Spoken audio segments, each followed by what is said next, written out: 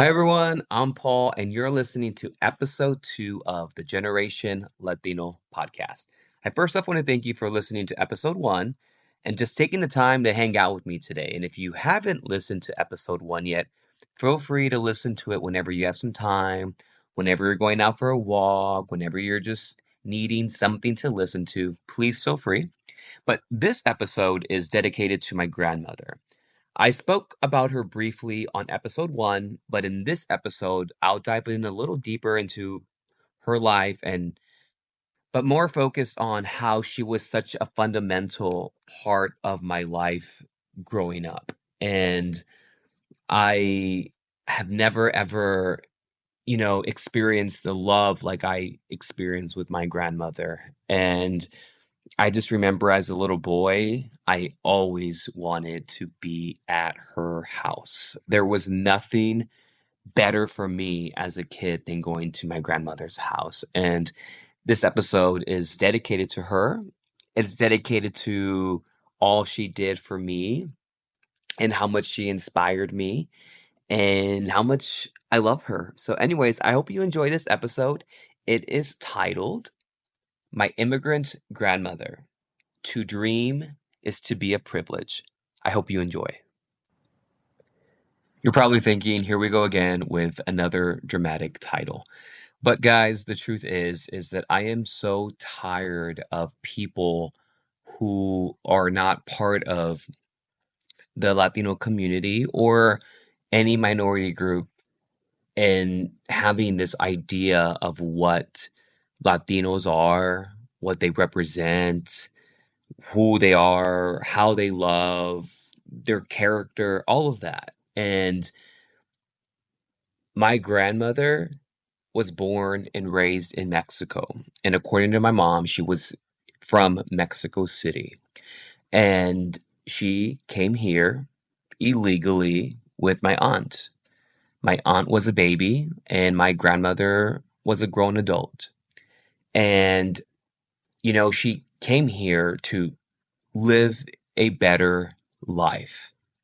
Because when we think of America, or you think of the United States of America, you think of opportunity, you think of privilege, you think that you just have so much going for you when you do that. And I can't even imagine going to another country with a child, not knowing the language.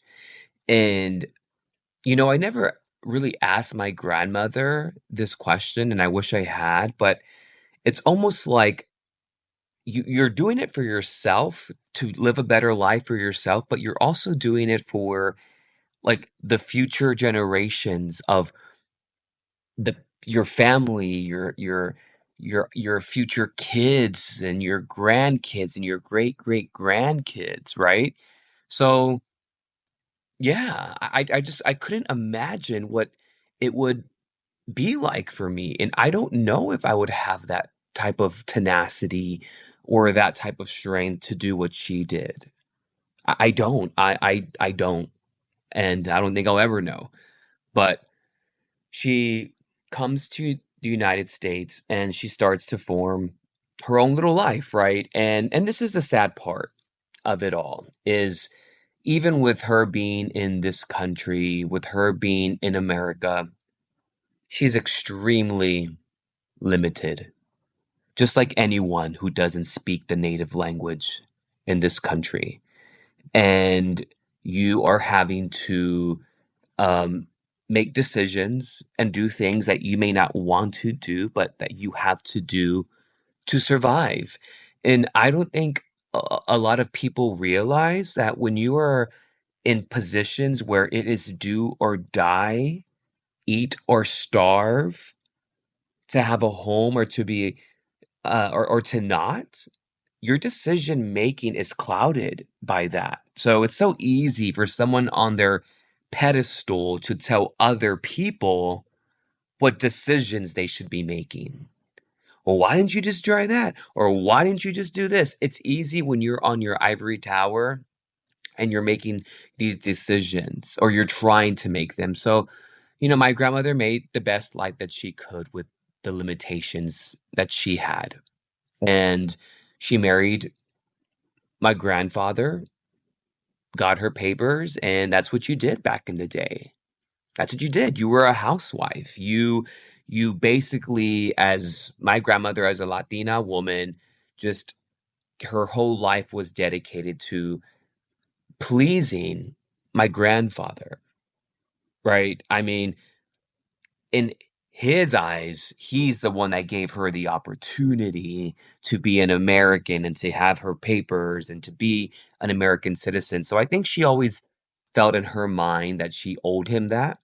And, it's heartbreaking when you think about it, but again, in her eyes, her kids after that were going to be better off, right? So then at that point, my grandmother has more kids, and eventually she has my mom, right? And from there on, my mom was, born and raised in the States, and she's an American citizen. And, my mom speaks really good Spanish and good English. So she is like bilingual, like a really great person who speaks both of the English and Spanish language. But anyways, before that, so it's that's what my grandmother did. And because my grandmother moved here, she was able to experience a better life, and her kids were able to experience an even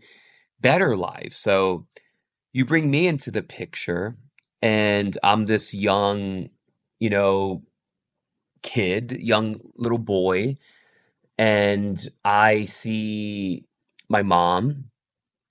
At the point at that time, she was still, you know, on and off with my dad at the time, and that didn't work. So she is a single mom by then, and I see my grandmother, and by that point, my grandmother, my grandfather died when I was like 5 or 6. So I always saw like my grandmother as the single grandmother. I didn't really remember my grandfather that much, but I also remember just always wanting to be at my grandmother's house. And I remember her being a little feisty.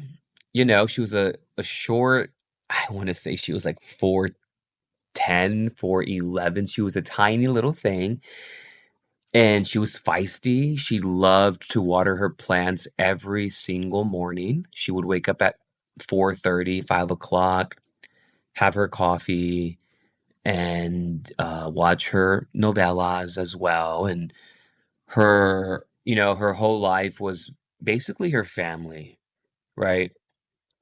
And I remember as a kid just always wanting to stay the night there, because when I would stay the night there, I knew that I was going to get fed the best Mexican food, and I knew that I was going to be treated like a little prince in the best way possible. A prince to me was like waking up, watching morning cartoons, and having a good breakfast. That's to me was everything. It meant so much to me for that.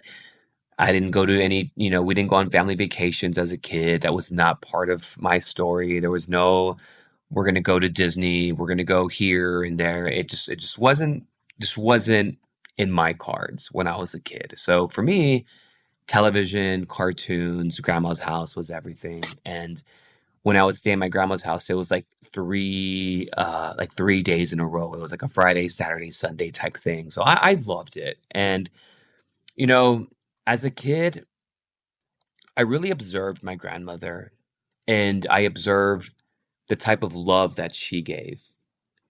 And I was also able to really analyze the hardships that she had. I remember one of my aunts teaching her how to just sign her name on a check. I will never forget that. She had her at the dining room table with the pen and paper, just, because grandmother, when my grandpa passed, she was a lot more independent. So she had to go to the bank, and she had to, sign checks and just do a little bit more things as an independent widow. So I remember my aunt teaching her how to sign her name. And I just thought to myself, I'm doing that and I'm in the, second grade, like I'm learning cursive. But I still at the time, I couldn't connect the dots of how privileged I was just to being in school, like just being in a Title I school. I mean, it was a poor school district, don't get me wrong, but even that was something of privilege. So I just always remember that image of my grandmother trying to learn how to sign her name so that she can deposit a check is always engraved in my memory. And for her, it was a big deal. It was such a big deal for her to be able to sign her name to cash a check. And here's little Paul, you know, at recess and going to the school dances and, living his best little life, jamming out to the Spice Girls and Shania Twain and Britney Spears and, all of those 90s, phenomenons that were happening. And as I got older, as I, got into my teen years, I really, really, really had an even stronger connection to my grandmother. And mind you, I never really spoke Spanish. I never was able to, hold on to the language because again, I'm coming in, it's my grandmother, my mom, and then me as kind of the next generation. It was so big for us to just conquer the English language. And in those days, you didn't want to share your Latino pride. And I remember in my elementary school, all of the bilingual kids were like segregated into their own hallway. So they never let us connect with each other. I just remember that was like quote unquote like the Spanish hallway, like the Mexican hallway, and I'm like, what? Like, but that's what it was. That's how that's how I grew up. So as I got older, I started to really, really connect deeper with my grandmother, and I just started to just fall in love with her more in the sense that I was starting to realize the sacrifices that she made for me to be able to s- again, even enjoy the life that I had, even if we did grow up, not so well off and, with the single mom, I started to realize how much of a impact she was having on me. And I always say that the language that my grandmother and I had was like love. We spoke love to each other because again, I didn't speak much Spanish, and I say that I spoke like quote unquote Spanglish, but we did the best we could, but it worked for us. I could go in on a lunch break and go visit my grandmother, and we just connected. Like it was a universal language. I would go in and she would make me she would make me caldo. She knew that I love caldo de res, which is like steak in your soup with potatoes and cabbage and carrots and all of that good stuff. And she would, I mean, my grandmother would like give me like bottomless tortillas. So like if I was there, she would just keep heating them up for me. And then I also realized how much she loved loving her grandkids. And I'll speak on behalf of me. She loved showing me love. And I realize in her as I analyze everything, that is what she felt she could give. You know, just like there's teachers and doctors and there's other people who feel that there's something that they can give, whether it's leadership. For my grandmother, what she was giving was love to her family. And I felt that through in and throughout. I mean, I never did not feel that love and that strength and that caring side. And it's just something that I always carry with me because it's something that I just really, really, I always knew like not to take advantage of it for whatever reason. Like me and my grandmother never got into it. We never fought. We never like disagreed. Like she never I just always it was just like this unspoken love and respect for each other. And you know, I as I got older and I went to college and then I went to undergrad and then got my master's, and as I started to really kind of hone in on my roots, I I started to realize how much um my grandma didn't have, and how much of a barrier she had being in this country in the United States of America, and being an immigrant and being someone who doesn't speak the native language. I can't even imagine what that was like for her. It's hard to.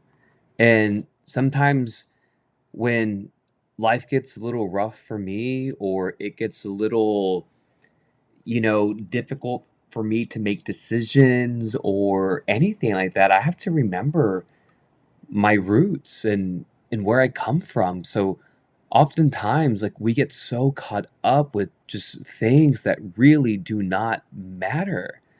Whether it's a girl, a guy, a situation, I'm like, Paul, like hone it in and figure out what really matters to you. And oftentimes too, there's a lot of minorities and Latinos and people who forget where they come from. And this is what really this episode is truly about. It's about those generations of people who forget where they come from. And I don't understand how people can forget their roots, or the people that paved the way for them. I could never. I it doesn't matter how high the level of education I have completed, what level of a job that I keep or obtain. I just can't lose that. So I think oftentimes, specifically during political campaigns, or when people have a lot of noise and things to talk about, like social issues and social causes and injustice, I feel like a lot of people forget where they came from and the sacrifices that our ancestors had to go through so that we can have the opportunity to live as freely as we would like to. So that's just something that's always on my mind. And the last couple of months, that has also been on my mind, because I feel like a lot of people have lost sight of who they are. And I think sometimes we have to remind ourselves about our roots and our grandparents and even our parents. I think sometimes we get so the gap between maybe my life and my grandmother's life, although it is like black and white and as far as humanly possible, I mean, it's still a connection to me. And even like with someone like my mom, we live two different lives. I live a complete different life than my mom does, and but she's still a root of who I am, and it's a healthy relationship. And as long as you have a healthy relationship with someone, and even if you don't, you still got to remember, you know, your roots, and you got to remember where, you come from. So for me, my grandmother has always been a representation of my roots. And I can't go too far back, but when I think about the core of who I am, I always go back to my grandmother. I go back to her sacrifices, and I go back to what she had to do to ensure a better life. And maybe I wasn't specifically in that image for her when she was crossing the border, when she was, you know, sacrificing her life to get here. Maybe I wasn't in that vision, but it was because of that decision she made that I'm able to sit here and, be able to do exactly what I want to do with my life. I'm able to, you know, live the life that I want to live because of that. So, again, I always think about her, and she is someone who just gives me so much light and motivation.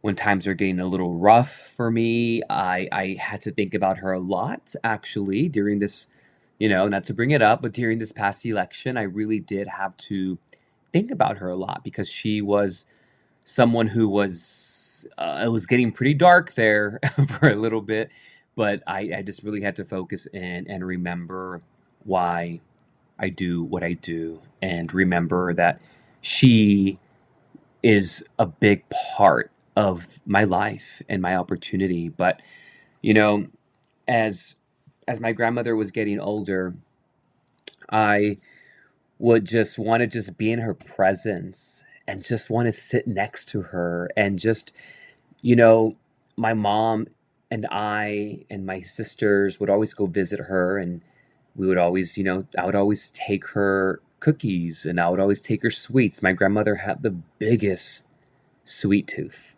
So I would take her like kisses, the Hershey kisses, and you know, I mean, I know it wasn't like the healthiest thing to do, but I mean, what do you do? Like, that's your grandma, So again, I am so lucky and happy to have had the relationship I had with my grandmother. And I tell you this, if you still have your grandmother with you or a grandparent with you, please don't, you know, don't take advantage of them being here, because I I didn't take advantage of my grandma being here. I spent so much time with her. I when I think back, I'm like filled with love because of how much she and I had of a connection. And if you don't have your grandma or your grandpa with you,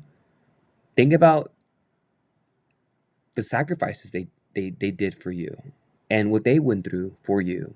And, I think we owe it to the people before us. And for me, that was my grandma. That was her for me. And again, when I need to go to a happy place, I think about my 7-year-old, 8-year-old self being in her house, waking up watching cartoons, smelling her breakfast, asking me if I was hungry. I can't forget that. But I just wanted to talk about her because she was such a prominent person in my life, and she really did help save me in a lot of ways. And I can't thank her enough for the bravery. I can't thank her enough for the sacrifices she made so that her grandson could live a fabulous queer life, so that I can be able to prance around whenever I want to. And yeah, this episode is just dedicated to her. And I I know she's up there in heaven looking down on me, and I can't thank her enough. I cannot. I will live my life still not being able to tell her thank you enough. And if you have someone in your life who was able to make those sacrifices so that you're able to live the life that you have, and so that you can have the possibilities that you have, thank them. Thank them, because I'm telling you, it really did change my life. And it's something that I will always take with me. But I want to thank you guys for tuning in and hearing my story about my grandmother and why she meant so much to me. So don't forget, if you still have your grandma or your grandpa, tell them you love them, tell them thank you, and just ask them stories. I used to sit with my mom and ask my grandma all these stories because my mom was basically like our translator, but she would just talk about stories when she was a young girl. And 13 years old, had to stop going to school and start working because that's what you did. So, Grandma, I love you, and I hope you're proud of me.